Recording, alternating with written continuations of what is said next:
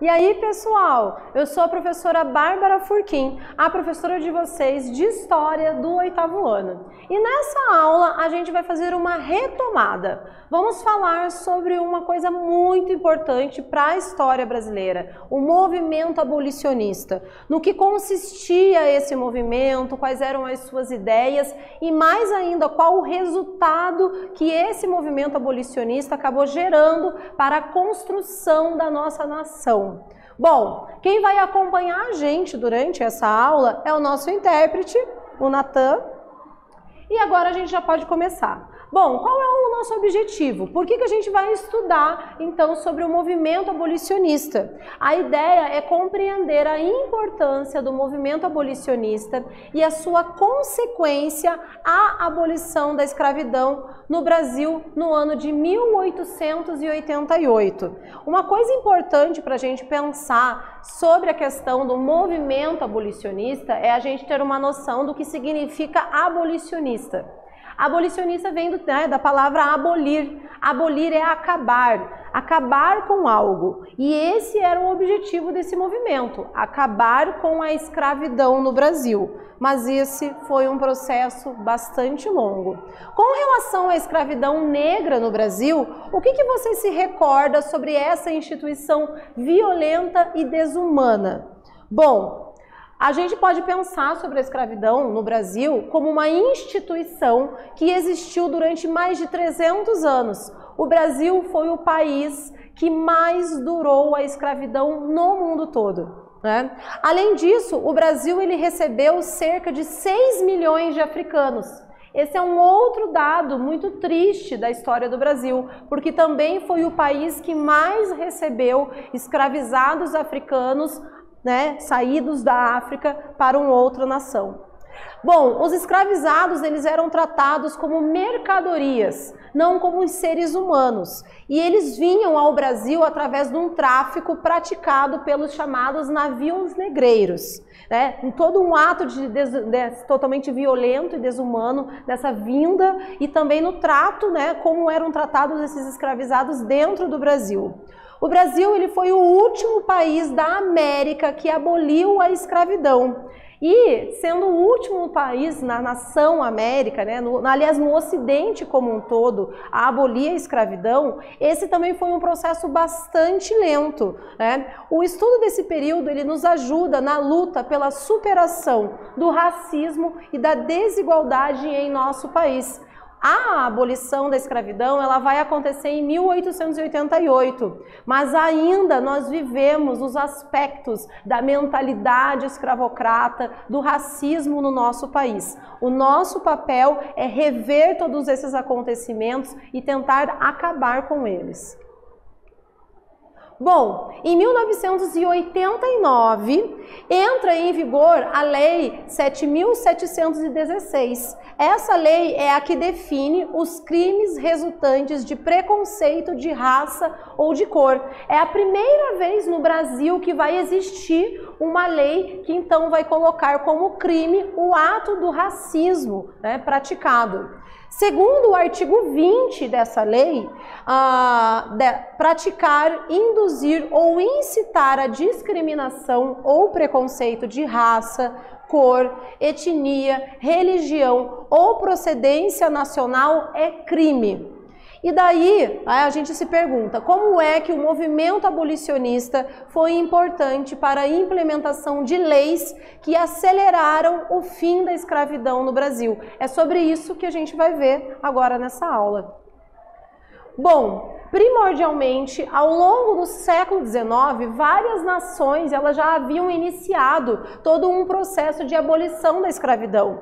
Esse era um diálogo que já vinha existindo em vários países europeus e esse é um diálogo que vai chegar na América, que era o continente que mais sofria com a escravidão, principalmente por causa do processo de colonização, que era a exploração tanto do território, das riquezas, como a exploração da mão de obra escrava africana.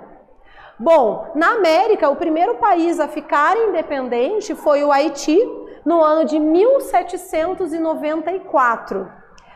Sucessivamente, inúmeros países, em sua maioria, esses países da América, eles já haviam conseguido o seu processo de independência, já haviam deixado de ser colônia, muitas delas, colônia da Espanha, no caso do Haiti, havia já deixado de ser colônia da França, e a gente vai ver que essas nações já haviam deixado de lado, então, essa mão de obra escrava.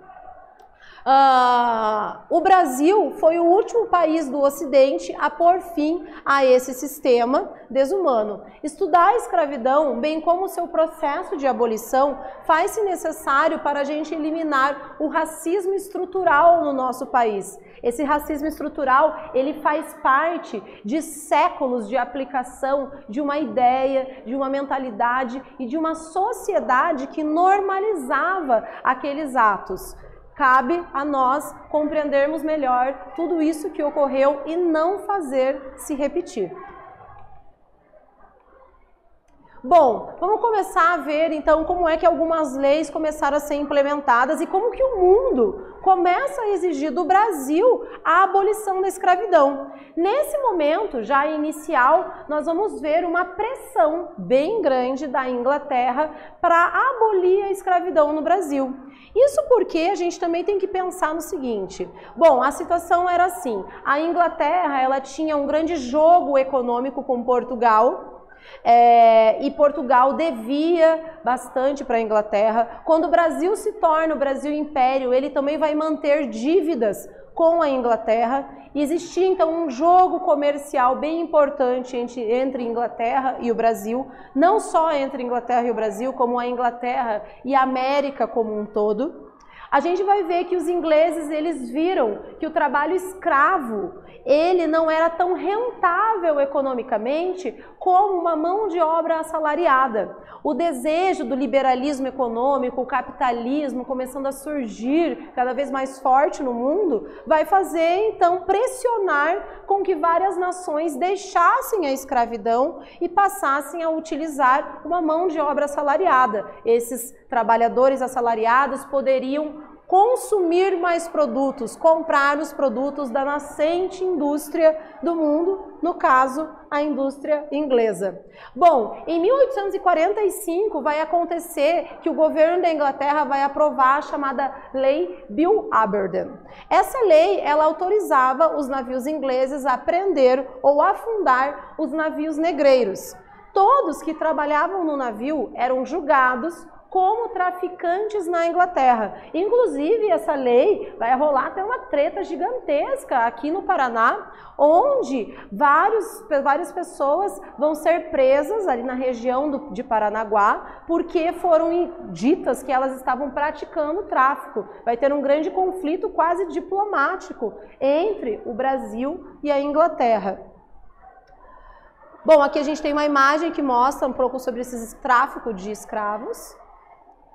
Aqui no Brasil, a gente vai ver que essa pressão que existia vindo da Inglaterra, ela vai acabar gerando a nossa primeira lei, que vai afrouxar um pouco a escravidão, né, mas não vai aboli-la, é a chamada Lei Eusébio de Queiroz. Então, sob uma forte pressão, Dom Pedro II, ele aprova em 1850 essa lei, que proibia definitivamente a entrada de escravizados no Brasil. É a Lei Eusébio de Queiroz que vai acabar definitivamente, né, proibindo o tráfico escravo africano no Brasil. Mas vamos observar, os ingleses já haviam proibido isso antes, o tráfico permaneceu. Com a Lei Eusébio de Queiroz, agora existia uma lei nacional que proibia esse tráfico. No entanto, vários dados vão apontar que esse tráfico ele permaneceu até que foi ocorrendo uma grande redução dele.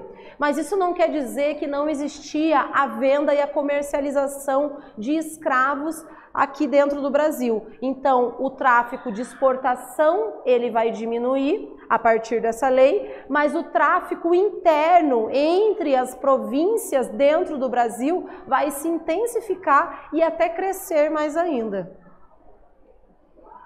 Bom, enquanto durou a escravidão, houve resistência. Os escravizados, eles não aceitavam a situação que eles eram submetidos, e então nós vamos ter vários grupos, né, que vão acabar em meio, né, de desobediência, da fuga, da formação de quilombos, de levantes urbanos e da busca por liberdade, por praticar as suas culturas e religiões. Um exemplo expressivo da resistência dos escravizados, isso no século XIX, vai ser um ciclo de revoltas lideradas por eles na Bahia entre o ano de 1807 e 1835. Importante também a gente ter aqui em mente que uma das coisas mais significativas como um meio de resistência à escravidão foram a criação dos quilombos. Os quilombos, no passado, eles constituíam-se como locais de refúgio dos escravizados. Então, eles fugiam daquela situação em que eles viviam e tentavam, então, em locais bastante afastados, viver em comunidade, trabalhando, tentando viver de uma maneira livre, né? Então aqui a gente tem uma réplica da sede administrativa de Quilombo dos Palmares, considerado os maiores quilombos que já existiram. Bom, chegamos à nossa atividade. Pessoal, quero que vocês copiem e respondam no caderno de vocês, e daí a gente já volta para ver se está tudo correto.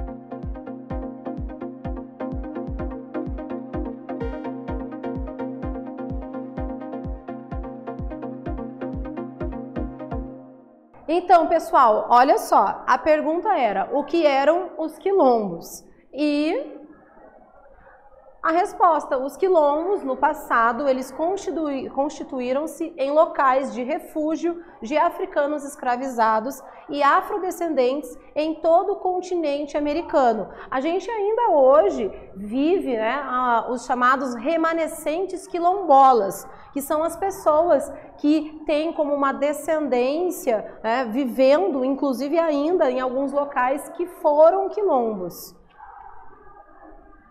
Bom, sobre o movimento abolicionista. Os abolicionistas, eles divulgavam a sua mensagem anti-escravista por meio de artigos, charges, passeatas e comícios sempre muito concorridos. Principalmente nós vamos ter intelectuais, professores, jornalistas, algumas porções da sociedade que começam a exigir a pôr fim à escravidão no Brasil. Entre então esses abolicionistas haviam pessoas de diferentes origens e etnias. Então nós vamos ter aqui algumas figuras importantes, não são as únicas, porque existiram vários indivíduos muito importantes nesse movimento abolicionista. Alguns destaques deles são para André Rebouças, José do Patrocínio, Luiz Gama, Joaquim Nabuco, mas outros nomes entram então dentro desse grupo de abolicionistas, e inclusive muito forte esse movimento abolicionista no estado do Paraná.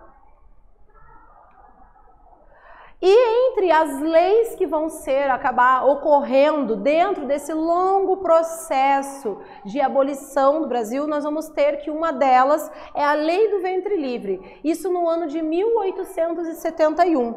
A Lei do Ventre Livre, ela vai ocorrer no dia 28 de setembro, e ela declarava que os filhos de mãe escrava, nascidos a partir dessa data que foi vigorada a lei, eles seriam considerados livres. Mas, até os 8 anos de idade, a criança deveria ficar sob a autoridade do senhor. Antes disso, a gente tem que questionar como é que uma lei dessa ela poderia ser entrada em vigor quando uma mãe escrava dava à luz a uma criança, e essa criança ela ia ter que permanecer durante quase boa parte dos primeiros anos da vida dela com a sua mãe, porque ela precisa da mãe para ela continuar em vida, e a mãe, sendo uma escrava, vivendo em uma senzala e sendo submetida a todas as situações que a escravidão a colocava. Aqui a gente tem a primeira página da Lei do Ventre Livre, de 1871.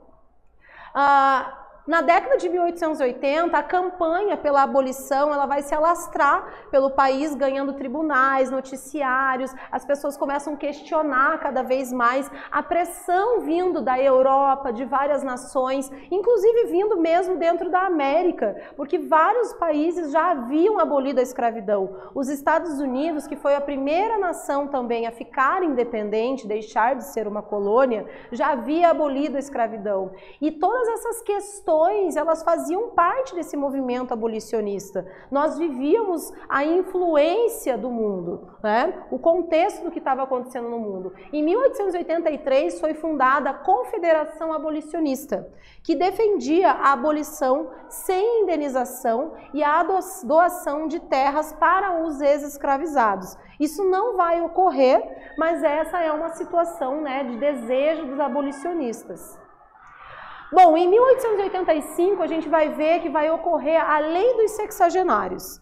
Olha só o que era essa lei. Ela declarava livres os escravos de 60 anos, mas como indenização ela exigia que eles trabalhassem gratuitamente para os seus ex-senhores por mais 3 anos. Agora vamos fazer uma análise também da Lei dos Sexagenários? Bom, primeiro que a população brasileira, poucos conseguiam chegar aos 60 anos. Não existiam condições de saúde, de alimentação, de nutrição para se chegar aos 60 anos. A vida de um escravizado era uma vida sem cuidados médicos, era uma vida sem uma nutrição adequada, com situações de violência. Poucos eram os escravizados que chegavam aos 60 anos. E os poucos que chegavam, se tornassem homens livres, como é que eles iriam viver? Como eles seriam amparados? Aonde eles viveriam? Como é que eles iam se alimentar? Os abolicionistas, eles ficaram muito insatisfeitos com essa lei. E a campanha abolicionista acabou esquentando mais ainda por causa da Lei dos Sexagenários. Associações anti-escravistas publicaram jornais, folhetos, organizavam festas para arrecadar dinheiro destinado à Carta de Alforria. A Carta de Alforria, ela já vinha vigorando há um tempo no Brasil e ela dava a possibilidade de alguns escravizados escravizados que conseguissem comprar essa carta de alforria de se tornarem homens livres. Mas essa era uma realidade muito pequena, perto, né, dos milhões de negros africanos, tanto brasileiros, que já viviam aqui no nosso país e eram escravizados. E até que, em 13 de maio de 1888, nós vamos ter, pressionados pela campanha abolicionista, a existência da chamada Lei Áurea. A princesa Isabel, que era prima de Dom Pedro II, ela e seus conselheiros aprovaram a Lei Áurea, que declarou extinta a escravidão no Brasil. A lei libertou cerca de 720 mil escravos, perto de 5% da população brasileira, composta na época de 15 milhões de pessoas. Porém, a gente tem que refletir sobre a Lei Áurea, porque os recém-libertos, após a abolição, não trouxe benefícios para eles. Não houve uma preparação da sociedade de como colocar novamente, realocar esses indivíduos no trabalho, né, dentro de processos da sociedade. Temos aqui, então, a nossa última atividade. Gente, copiem, respondam no caderno e a gente já volta.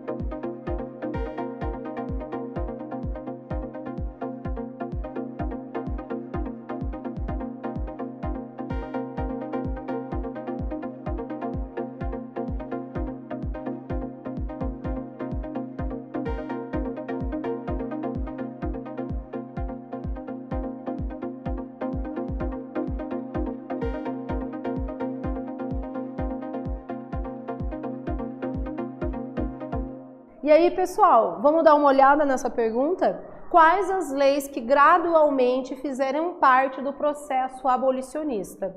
E a gente pode ver que as leis são a Lei Eusébio de Queiroz, de 1850, a Lei do Ventre Livre, de 1871, a Lei dos Sexagenários, de 1885 e a Lei Áurea, de 1888.